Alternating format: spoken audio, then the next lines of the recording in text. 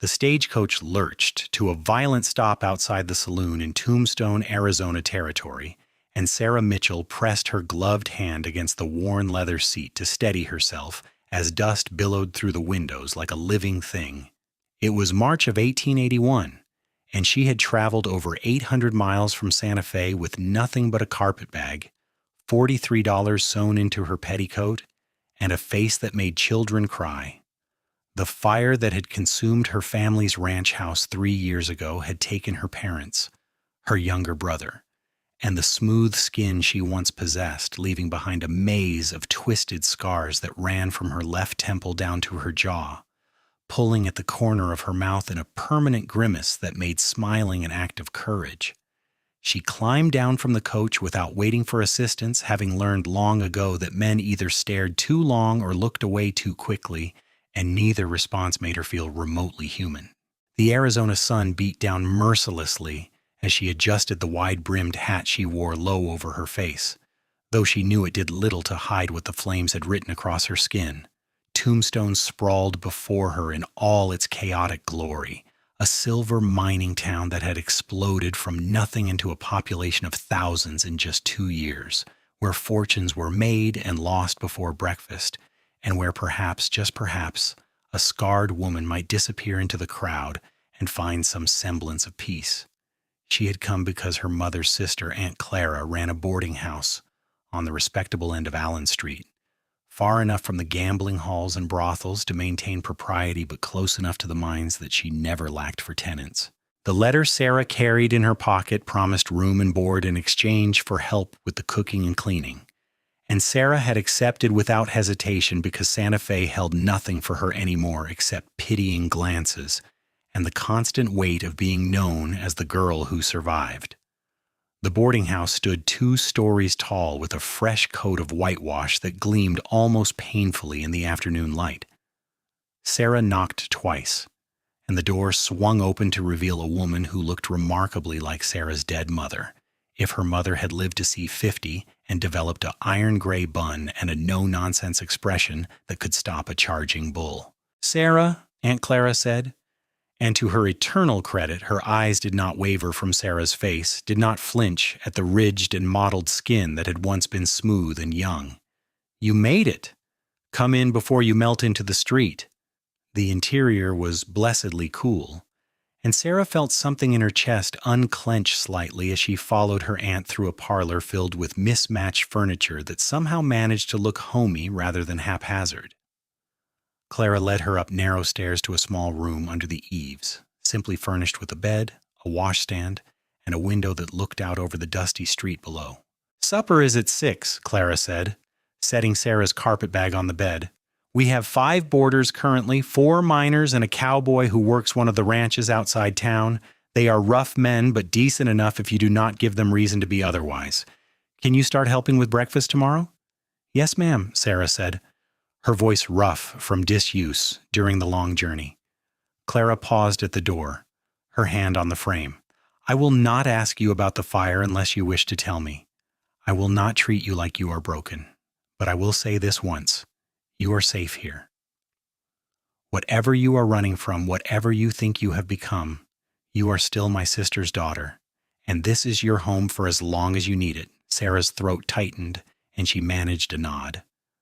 Clara left, closing the door softly behind her, and Sarah sank onto the bed and allowed herself exactly 5 minutes of tears before she unpacked her few belongings and prepared to face whatever came next. Supper that evening was a trial by fire of a different sort. The boarding house dining room held a long table that could seat 10, and Sarah helped Clara carry out platters of roast chicken, potatoes, and greens while the boarders filed in, their boots loud on the wooden floor. She kept her head down, her hair falling forward to partially obscure her face, and did not look up until she set a basket of biscuits in the center of the table and found herself meeting the eyes of a man who sat at the far end. He was perhaps 26 or 27, lean and weathered in the way of men who spent their lives outdoors with sun-darkened skin and light brown hair that wanted cutting. His eyes were an unusual shade of gray-green, and they rested on her face with an expression that was neither pity nor revulsion, but something closer to simple acknowledgement, as though her scars were no more remarkable than the color of her dress. "You must be Miss Clara's niece," he said, his voice carrying the slight drawl of someone who had grown up further south, maybe Texas. "I am James Carver. I work at the Running M Ranch about 10 miles east of here." "Sarah Mitchell," she said quietly, and took her seat next to Clara, hyper-aware of the other men at the table who were trying very hard not to stare and failing. The meal proceeded with the usual boarding house chatter, talk of silver strikes and water rights, and whether the tension between the Earp brothers and the Cowboys would finally boil over into real trouble. James Carver said little, but Sarah found her gaze drawn to him repeatedly, unnerved by the way he had looked at her without looking away. When the meal ended and the boarders dispersed, she helped Clara clear the dishes, grateful for the familiar rhythm of work. "James is a good man," Clara said, as they washed plates in the kitchen. "Lost his family to cholera on the trail west when he was 16. Raised himself after that. He has been boarding here for almost a year, and he has never been late with rent or caused a moment of trouble." Sarah absorbed this information silently, scrubbing at a stubborn spot of gravy. She had not come to Tombstone looking for romance or even friendship. She had come to disappear, to be left alone, to stop being the object of other people's discomfort. The last thing she needed was to develop an interest in a cowboy with kind eyes who looked at her like she was normal. The days fell into a pattern. Sarah woke before dawn to help Clara prepare breakfast, served the boarders, cleaned the rooms, helped with the midday meal and then supper, and fell into bed exhausted each night. It was hard work, but it was honest work, and she found a certain peace in the predictability of it. The miners were loud and often crude, but they treated her with rough courtesy once they grew accustomed to her appearance.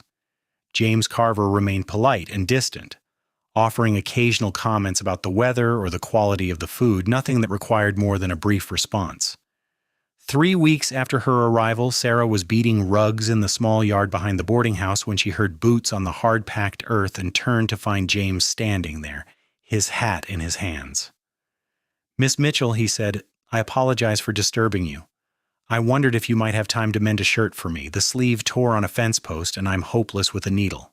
I will pay, of course." Sarah set down the rug beater, wiping her hands on her apron. "I can do it. Bring it to the kitchen after supper."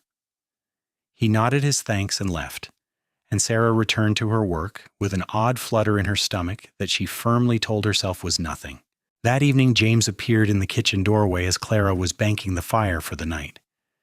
He held a blue work shirt with a long tear in the left sleeve, and he handed it to Sarah with an expression of mild embarrassment. "I truly am terrible at sewing," he said. "My mother tried to teach me, but I could never get the stitches even." Sarah took the shirt, her fingers brushing his briefly. "It will be ready tomorrow." Clara excused herself, claiming fatigue, and Sarah sat down at the kitchen table with her sewing basket, threading a needle by lamplight. To her surprise, James did not leave. Instead, he poured himself a cup of coffee from the pot on the stove and sat across from her, watching her work with a quiet intensity that should have made her uncomfortable, but somehow did not. "How long have you been in Tombstone?" he asked after a moment. "Almost a month now." "Do you like it?" Sarah considered the question, her needle moving in and out of the fabric with steady precision. "It is different from Santa Fe. Louder, dirtier, but Aunt Clara is kind, and the work keeps me busy." "That is not quite the same as liking it." She glanced up at him, startled by his perception. "No, I suppose it is not, but liking a place is a luxury. Being safe is enough." James was quiet for a long moment, turning his coffee cup in his hands. "I know something about that," he said finally, "about being safe, being enough. After my family died, I spent years just trying to survive each day. It was not until I came here and found steady work that I realized survival and living are not the same thing." Sarah's hand stilled on the shirt. "What made you realize that?" "Watching the sunrise from the ridge above the ranch. Realizing that I was actually noticing it, not just existing through another day, letting myself want things again instead of just enduring." He met her eyes across the table. "You have been hurt. I can see that, and I do not mean the scars on your face, but you are young still. Too young to just endure." Something hot and painful lodged in Sarah's throat. "The scars are not just on my face," she said, her voice barely above a whisper, as though people see them and think they know what happened. They think they understand, but they do not know about waking up in the middle of the night smelling smoke that is not there. They do not know about being afraid of fire, of lamps, of anything that burns. They do not know what it is like to have lost everyone in a single night and to wish sometimes that you had burned too. The words spilled out of her unbidden, and she pressed her hand to her mouth, horrified at her own confession. She had not spoken of the fire in detail to anyone, had kept it locked tight inside her chest where it could not escape and make her vulnerable. James did not look away. He did not offer empty platitudes or meaningless comfort. Instead, he said, "My sister was 7 when she died. She asked for water and there was none clean enough to give her. I held her hand while she suffered, and I could do nothing. For years, I could not bear to hear a child cry. I would leave entire towns just to escape the sound, but running does not heal anything. It just makes you tired." Sarah felt tears slip down her cheeks, both the scarred side and the smooth, and she did not try to hide them. "How did you stop running?" "I decided that Emily, my sister, would not want me to spend my life avoiding living. She loved everything so fiercely, every flower and bird and ray of sunshine. Hiding from the world would dishonor her memory." He reached across the table slowly, giving her time to pull away, and covered her hand with his own. His palm was warm and calloused, and Sarah found herself turning her hand over to lace her fingers through his. "You survived for a reason, Sarah. Maybe it was so you could sit here in this kitchen and mend my shirt and remind me that I'm not the only one who carries ghosts." They sat like that for a long time, hands clasped across the scarred wood of the table, the lamp burning low between them. When Sarah finally finished the mending, James thanked her and left. But something had shifted between them. Some wall had been breached, and Sarah lay awake that night feeling terrified and alive in equal measure. After that evening, James found reasons to linger after meals, to cross paths with Sarah in the hallway or the yard, to engage her in conversation that went beyond pleasantries. He told her about the Running M Ranch, about the cattle drives and the hard work of keeping livestock alive in the desert, about his boss, a gruff man named Marcus who had given him a chance when he had nothing. Sarah told him about Santa Fe, about the ranch her family had owned, about her mother's garden and her brother's laugh and the way her father had sung off-key while he worked. She did not tell him the details of the fire, not yet, but she could feel herself wanting to, could feel the words pressing against her teeth every time he looked at her with those steady gray-green eyes. Clara watched their growing friendship with approval, mentioning casually one evening as they kneaded bread that James had been alone too long and that Sarah seemed lighter than she had upon arrival. "I am not looking for a husband," Sarah said quickly, punching down the dough with more force than necessary. "I did not say you were," Clara replied mildly. "But looking and finding are different things. Sometimes what we need finds us whether we are looking or not."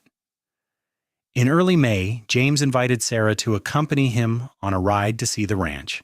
Clara agreed to spare her for an afternoon, and Sarah found herself seated on a gentle mare, riding east out of Tombstone with James on a rangy gelding beside her. The desert landscape was harsh and beautiful, all red rock and scrub brush and endless sky, and Sarah felt something in her chest expand as they rode, as though she had been holding her breath for 3 years and was finally remembering how to exhale. The Running M was modest but well kept, with a sturdy ranch house, a large barn, and corrals that held perhaps 50 head of cattle. James showed her around with obvious pride, introducing her to the other hands and to Marcus, who regarded her with the same matter-of-fact acceptance that James had shown from the beginning. They ate a simple meal of beans and cornbread in the bunkhouse, and then James suggested they ride up to the ridge he had mentioned, the place where he watched the sunrise. Sarah agreed, and they climbed a winding trail to a high point that overlooked the valley, Tombstone visible in the distance, as a smudge of buildings and dust. "This is where I come when I need to think," James said, dismounting and helping Sarah down from her horse when everything feels too heavy or too complicated. "Up here it all seems smaller somehow, more manageable." They sat on a flat rock, and Sarah tilted her face up to the sun, feeling the heat on her skin, on her scars. For once she did not flinch from it. "My face is scarred from the fire," she said suddenly, the words coming out in a rush. "The house burned in the middle of the night. I was sleeping in the loft, and I woke up to flames and smoke. I tried to get to my family, but the stairs had already collapsed. I jumped from the loft window, but part of the roof came down as I was climbing out. A burning beam struck me."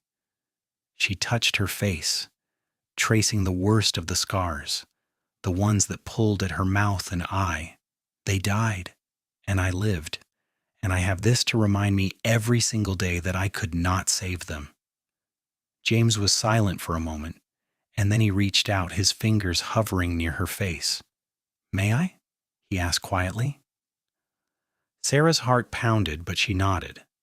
James gently turned her face toward him and traced the scars with his fingertips, following each line and ridge, his touch feather-light and deliberate.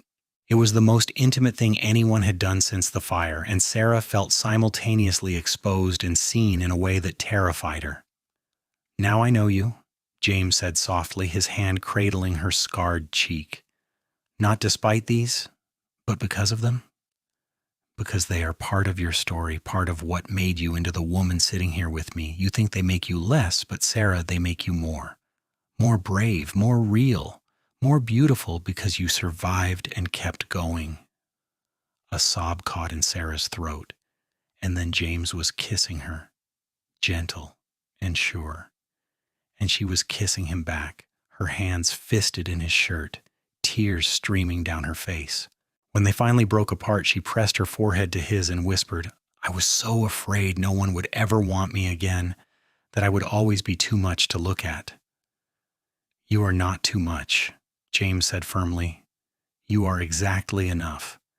And I do want you, Sarah. I have wanted you since the first night you walked into that dining room and did not apologize for existing. I have wanted you every day since, and I will want you tomorrow and the day after that if you will let me." "I let you," Sarah said, and kissed him again, and felt something that had been broken inside her begin slowly to mend. They rode back to Tombstone as the sun was setting, and Sarah knew that Clara took one look at her face and understood exactly what had happened.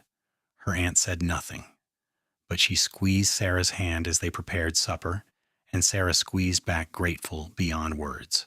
James courted her properly after that, with Clara as chaperone and all the respectability that Tombstone society demanded.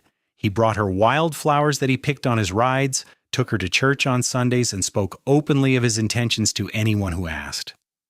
Sarah bloomed under his attention, growing bolder and more confident, learning to meet the eyes of strangers without flinching, to speak her mind without apologizing. In late June, James asked her to marry him on the same ridge where they had first kissed, presenting her with a simple gold band that had belonged to his mother. Sarah said yes without hesitation, and they were married in August in a small ceremony at the boarding house, with Clara and the ranch hands as witnesses. Their first year of marriage was not easy. They lived in a small cabin on the Running M property, and Sarah learned the hard work of being a ranch wife, cooking for the hands, tending a vegetable garden in the unforgiving soil, helping with the endless tasks that kept a ranch running. There were days when her scars ached in the heat, when she caught sight of herself in a mirror and felt the old shame rise up, when she wondered if James would wake up one day and regret choosing a damaged woman. But James never wavered. He kissed her scars every night before they slept, traced them with his fingers in the lamplight, told her stories of his day, and listened to hers. He held her when the nightmares came, when she woke up screaming about fire and smoke, and he never made her feel weak for being afraid. In the spring of 1882, Sarah discovered she was pregnant. The news filled her with joy and terror in equal measure. She was 22 years old, and the thought of bringing a child into the world when she still felt so fragile herself was overwhelming. But James was elated, and his confidence bolstered hers. Their son was born in December, a healthy boy with James's eyes and Sarah's dark hair. They named him Thomas, after Sarah's father, and Sarah wept as she held him, overwhelmed by the fierce love that consumed her, the desperate need to protect this tiny person from every harm. Motherhood transformed her in ways she had not anticipated. The scars that had once made her feel monstrous now felt like armor, proof that she had survived worse than a sleepless night or a colicky baby. She sang to Thomas the songs her mother had sung to her, told him stories about the grandparents he would never meet, and felt the past and present weaving together into something that felt almost like healing. When Thomas was 6 months old, the territorial governor visited Tombstone, and there was a celebration in the streets. Sarah, who had avoided crowds since arriving in town, agreed to go with James and the baby, curious to see the spectacle. They stood on the boardwalk outside the general store, Thomas in Sarah's arms, and watched the parade of horses and officials pass by. A woman standing nearby glanced at Sarah, and her eyes widened at the sight of her scars. "Oh, you poor thing," she said, her voice dripping with pity. "What a terrible burden to bear, and with a child too. How brave you are." Sarah felt the old anger rise up. But before she could respond, James stepped forward, his arm around her waist. "My wife is not a burden or a tragedy," he said, his voice calm but edged with steel.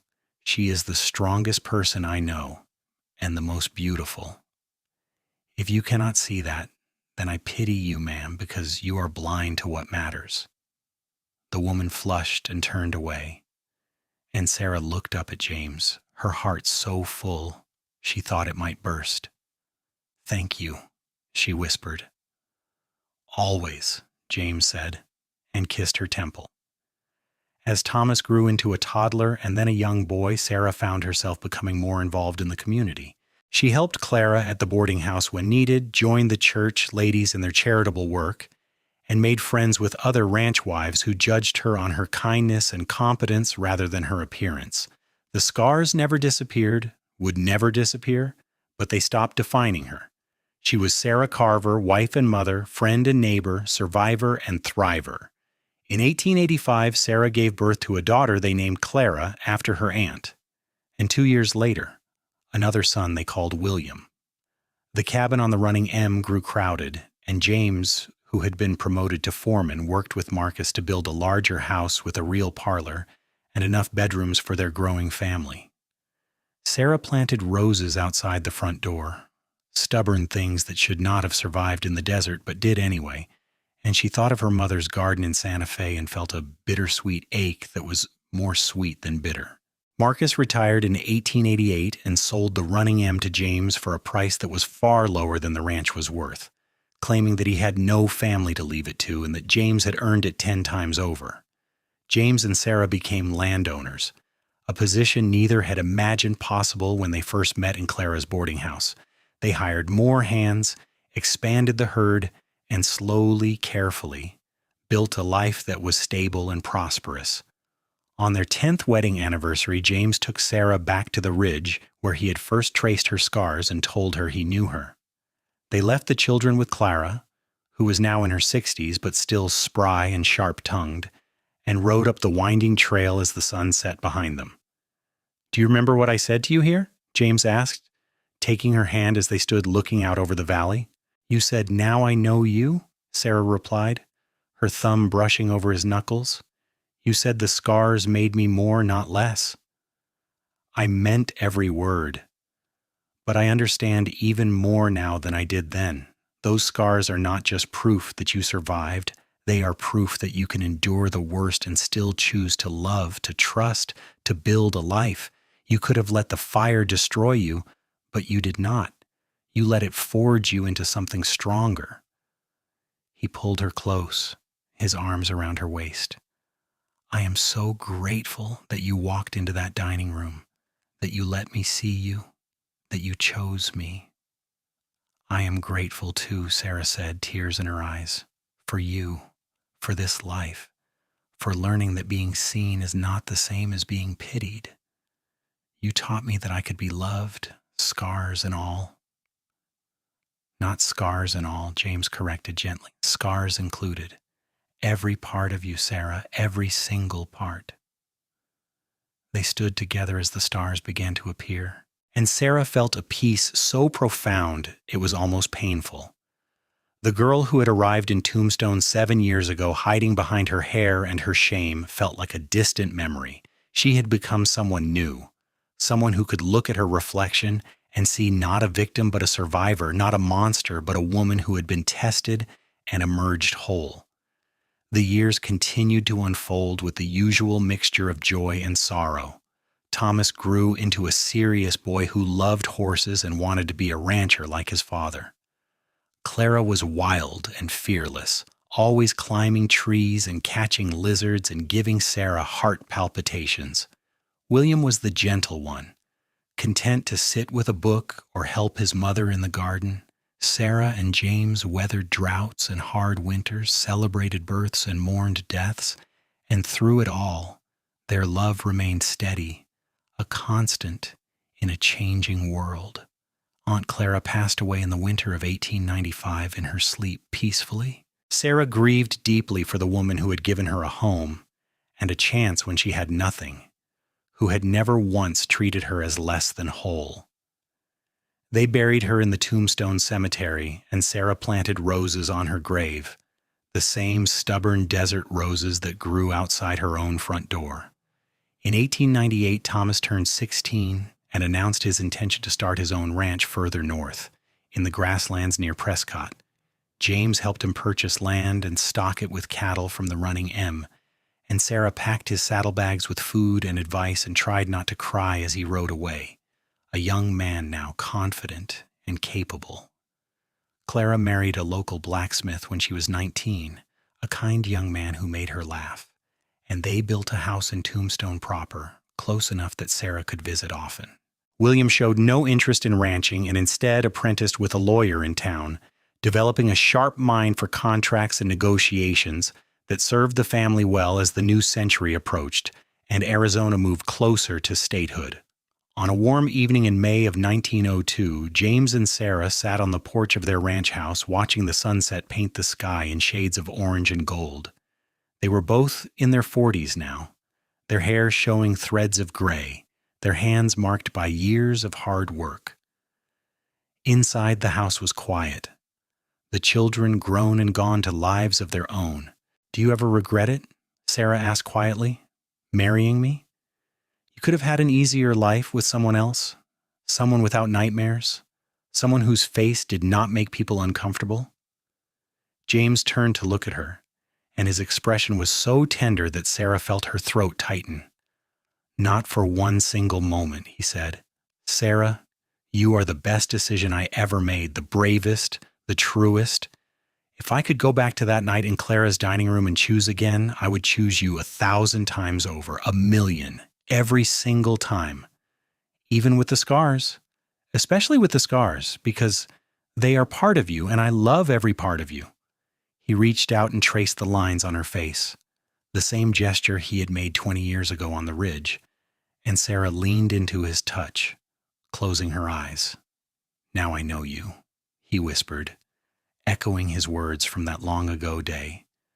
"And knowing you has been the greatest gift of my life." Sarah opened her eyes and smiled, the expression pulling at her scars but no longer causing her pain. "Now I know you too," she said, "and I love what I know." They sat together as the stars emerged, hand in hand. Two people who had found each other in the chaos of the Wild West and built something enduring. The fire had marked Sarah, had taken so much from her, but it had also led her here to this porch, to this man, to this life. And that, she thought, was not a tragedy at all. It was a triumph. As the years rolled into the new century, the ranch continued to thrive under James's careful stewardship and Sarah's steady support. They became pillars of their community, known for their generosity and their willingness to help neighbors in need. Sarah, who had once hidden from the world, now opened her home to travelers and friends, hosted gatherings, and became known as a woman of strength and grace. In 1905, Thomas returned from Prescott with his new wife, a bright-eyed young woman named Elizabeth, who had grown up on a ranch in New Mexico. They announced that Sarah and James were to be grandparents, and Sarah wept with joy at the news. Their first grandchild, a boy they named James, was born that autumn, and Sarah held him with trembling hands, marveling at the tiny, perfect face, at the continuation of the family she had thought lost forever in the flames. Clara gave them 2 more grandchildren in quick succession, and William, despite his bookish nature, surprised everyone by marrying a school teacher and starting a family of his own. The ranch house filled with laughter during holidays, children running through the rooms that Sarah kept spotless, the sound of multiple generations sharing meals and stories around the long dining table James had built with his own hands. One evening, as Sarah was putting away dishes after a particularly boisterous family dinner, her eldest granddaughter, a precocious 7-year-old named Lucy, appeared at her elbow. "Grandmother," Lucy said, staring up at Sarah with the unfiltered curiosity of childhood, "what happened to your face?" The room went quiet. Sarah was aware of her children tensing, of James pausing in the parlor doorway. She knelt down slowly, bringing herself to Lucy's eye level, and took a deep breath. "When I was a young woman, there was a fire," Sarah said gently. "It hurt me and left these marks. They are called scars, and they are part of my story." "Do they hurt?" Lucy asked, reaching out to touch Sarah's face with small, gentle fingers. "Not anymore. They did once, but now they are just part of me, like your freckles are part of you." "I think they look like rivers," Lucy said thoughtfully. "Like the maps Papa shows me. Like you are a whole country, grandmother, with rivers and valleys and mountains." Sarah felt tears prick her eyes, and she pulled Lucy into a hug, overwhelmed by the simple, innocent acceptance. "That is a beautiful way to think of it, sweetheart. Thank you." Later that night, as she and James prepared for bed, she told him about the conversation, and he smiled. "Children see clearly," he said. "They have not learned yet to value the wrong things. To Lucy, you are just her grandmother. The scars are no more important than the color of your hair." "I wish I had learned that lesson earlier," Sarah said. "I wasted so much time being ashamed." "You learned it when you were meant to," James said, drawing her close. "And you have taught it to our children and grandchildren by living it. That is worth more than you know." As Arizona achieved statehood in 1912, Sarah and James were in their 50s, respected elders in a community that had grown from a rough mining camp into something more stable and civilized. They attended the celebrations in Phoenix, watched the flag raised over the new state capitol, and marveled at how much the world had changed since they had first met in a Tombstone boarding house 31 years earlier. The ranch continued to prosper, and Thomas gradually took over more of the day-to-day operations, freeing James to spend more time with Sarah, to travel a bit, to simply enjoy the life they had built. They took a trip to San Francisco in 1913, Sarah's first time seeing the ocean, and she stood on the beach with her shoes off and her scarred face turned to the wind and felt utterly, completely free. In 1918, the Great War ended, and William's eldest son returned home safely from France, though changed by what he had seen. Sarah, who understood something about being marked by trauma, spent long hours with him, listening to his stories, helping him process his experiences. She shared her own story of the fire, of the years she had spent hiding, of how James had taught her that survival was not the same as healing and that being seen was a gift, not a curse. On their 40th wedding anniversary in 1923, their children and grandchildren gathered at the ranch for a celebration that lasted 3 days. There was music and dancing, endless food, and speeches that made both Sarah and James cry with laughter and nostalgia. Thomas gave a toast that praised his parents for showing him what a true partnership looked like, how 2 people could weather any storm if they held tight to each other. Clara spoke of her mother's courage and her father's steadfast love. William, ever the lawyer, gave an eloquent speech about legacy and family that had half the room in tears.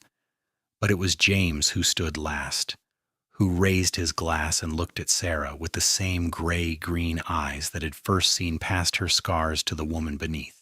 40 years ago, he said, his voice carrying across the crowded room, I met a woman in a boarding house dining room. She was trying to hide, trying to make herself small, and I thought then that she was the bravest person I had ever seen because she was there at all, facing the world despite everything it had taken from her. I was right about her bravery, but I did not know then how right I was. Sarah, you have spent 4 decades showing me what strength looks like, what grace looks like, what love looks like when it is tested and refined and made pure. You are my partner, my best friend, the mother of my children and the grandmother of my grandchildren, and you are the single best thing that ever happened to me. I love you. I have loved you since the moment I saw you. I will love you until my last breath and beyond. To Sarah, he said, raising his glass higher, to the woman who taught me that knowing someone, truly knowing them, is the greatest privilege we can be given. To Sarah, the room chorused, and Sarah stood and kissed her husband as their family cheered, and she felt in that moment that her life had come full circle, from ashes to abundance, from hiding to being fully, joyfully seen. The years grew shorter as they aged, the seasons blending one into another. James's hair went fully white, and his hands, once so strong, began to shake slightly with palsy. Sarah's scars faded a bit with age, the skin growing looser, the lines less stark. They moved slower, tired more easily, but their love remained undimmed. In the spring of 1929, James fell ill with pneumonia. Sarah nursed him through it, sitting by his bedside day and night, holding his hand, and telling him stories of their life together, of all the moments that had mattered. He recovered, but slowly, and they both understood that time was growing short. I am not afraid, James told her one evening as they sat together on the porch, wrapped in blankets against the cool desert night. I have lived a full life, Sarah, a happy life, because of you. We have lived it together, Sarah said firmly, and we are not done yet. We have grandchildren to spoil and great-grandchildren to meet. You do not get to leave me yet, James Carver. He smiled, that familiar, gentle smile that had first made her feel safe. I will stay as long as I can, he promised. But when the time comes, do not grieve too long. Live, Sarah. Keep living, for both of us. James passed away peacefully in his sleep in August of 1932. 2 months shy of their 49th wedding anniversary. Sarah held his hand as he slipped away, and though her heart broke, she did not shatter. She had been forged by fire long ago, and she was stronger than grief. She lived another 12 years, surrounded by her children and grandchildren and the great-grandchildren who called her Grandma Sarah and climbed onto her lap to hear stories of the old days, of cowboys and cattle drives, and a Wild West that was quickly fading into legend. She told them about their grandfather, about the man who had seen past her scars and taught her to see past them too. She told them that love was not about finding someone perfect, but about finding someone who saw you truly and loved you anyway. Loved you because of who you were, scars and all. Sarah Mitchell Carver died in her sleep in the spring of 1944, at the age of 84, in the ranch house she and James had built together. They buried her next to James in the family cemetery on a hill overlooking the valley, under a headstone that read, "Beloved wife, mother, and grandmother. She walked through fire and emerged radiant." The ranch continued on, passed down through the generations, and the story of Sarah and James became family legend, told and retold, a reminder that the truest love sees clearly and loves fully, that scars are not marks of shame but badges of survival, and that sometimes the greatest act of courage is allowing yourself to be known.